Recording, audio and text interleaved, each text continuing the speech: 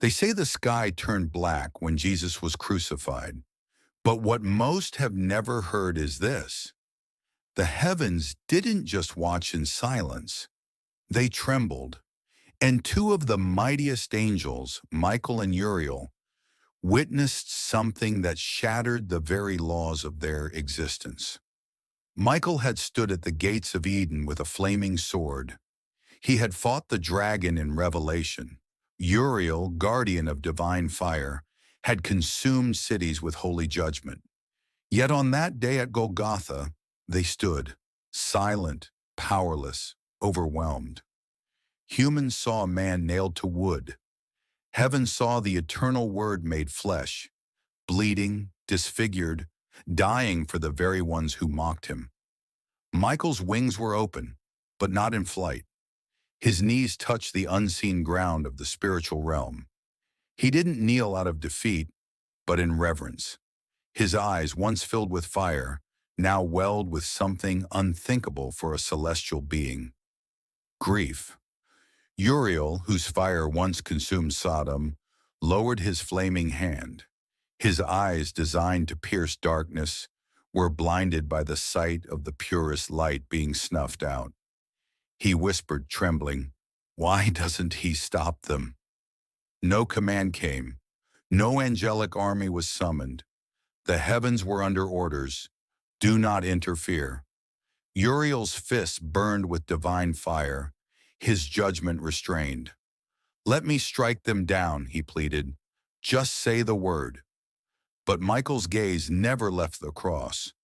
"He's not losing," he whispered. "He's loving." With every strike of the hammer, heaven winced. Each nail that pierced the Lamb echoed like thunder in eternity.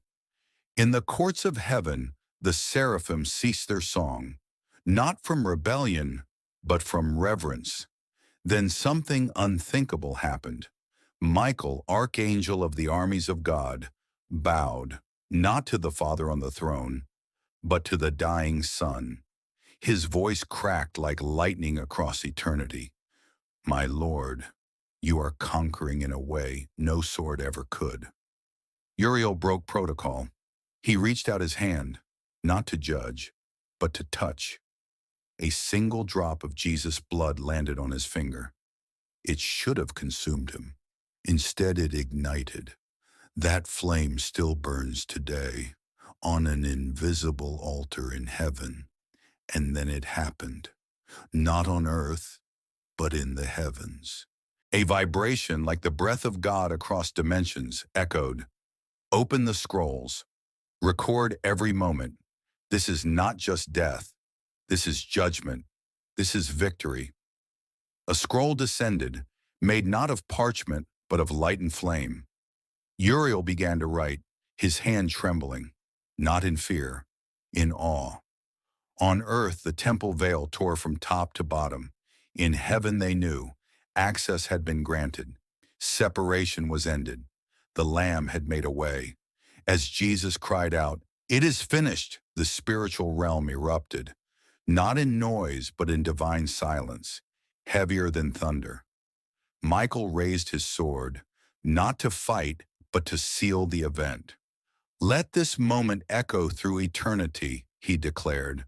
"Let no soul be lost in forgetfulness." Then, in a move that shocked even the ancient beings, Michael ascended to the throne, without summons. No angel had ever approached uninvited. He fell before the Father.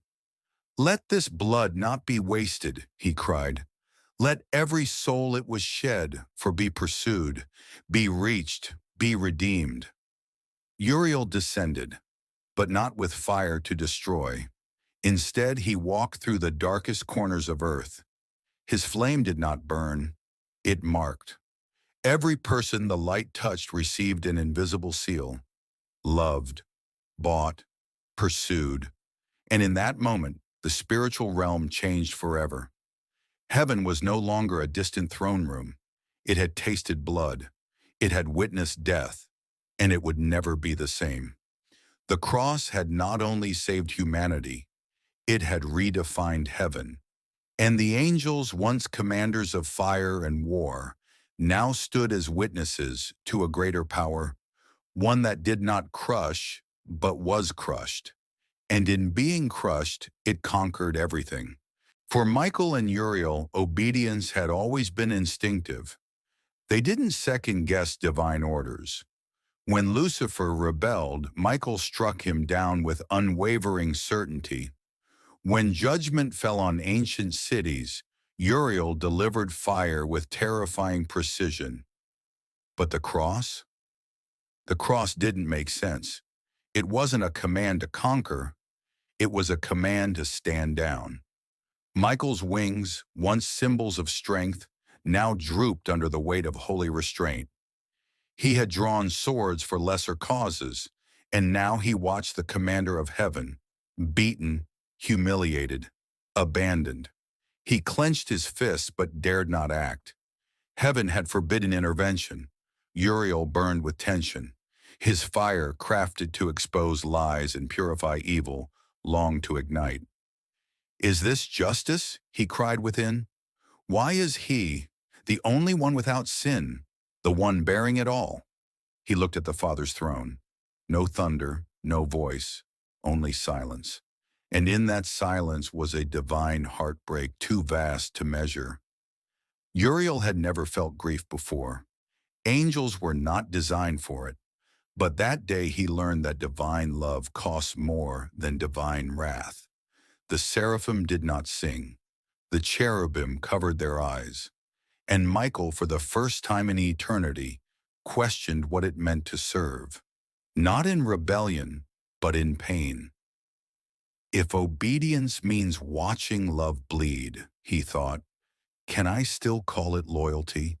A demon whispered in the air, mocking. Even your armies are useless now. Look at him. Look at your king. Uriel's flame flared. He almost rose, almost spoke. But Michael's voice, broken but firm, stopped him. We are not here to strike.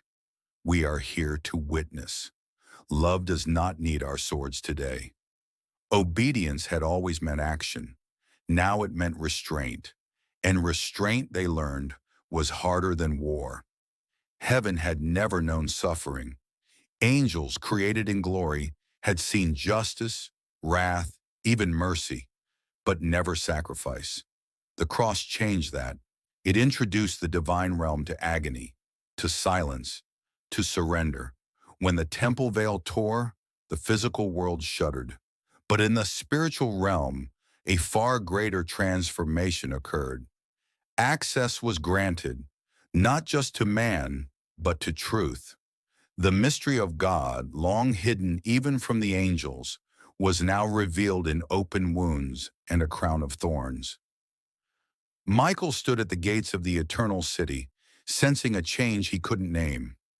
Something holy had entered heaven, not a trumpet, not a triumph, but a testimony soaked in blood. Uriel walked the edges of earth. The flame in his palm altered. It did not scorch, it illuminated. He whispered to broken souls, "You were not forgotten." Some angels feared it, others knelt in awe. Heaven, once perfect in order, now pulsed with redemption. Songs changed, prayers changed, even judgment changed. It wasn't about scales anymore. It was about scars. The throne room echoed with a decree not shouted but felt. This blood speaks louder than justice. And for the first time, angels saw what it meant to be children, not just soldiers. The cross redefined identity. Heaven didn't just observe salvation, it was shaped by it. The resurrection was not just Jesus returning to life, it was a new Genesis, a second creation, built not on dust, but on blood. Michael stood outside the tomb, not as a guard, but as a worshiper. The stone rolled not by force, but by glory. And when Jesus stepped out, alive, radiant, eternal, Michael fell to his face. This was no longer the son he guarded. This was the King of Kings. Uriel watched from the mount. His flame still burned, but now it bore names. Names of those who would believe. Names of those who would fall and rise. Names of the redeemed. The heavens burst into song, but it was not the old melody. This was something new, something born from pain and resurrection. Worthy is the Lamb, they sang, not because he killed, but because he was killed. And then the unthinkable. Jesus called them brothers, not servants, not watchers, but family. Michael trembled. We were witnesses, he thought, but they are heirs. And Uriel whispered, the fire is no longer ours to carry. It belongs to their hearts. The kingdom had shifted, no longer built on law, but on love. No longer defended by might, but by mercy. No longer distant, but dwelling within. And as Jesus ascended, the angels did not follow. They stayed behind, not because they were less, but because their role had changed. Now they would serve not just God, but those in whom God now lived, and heaven watched with reverent silence. As the church took its first breath,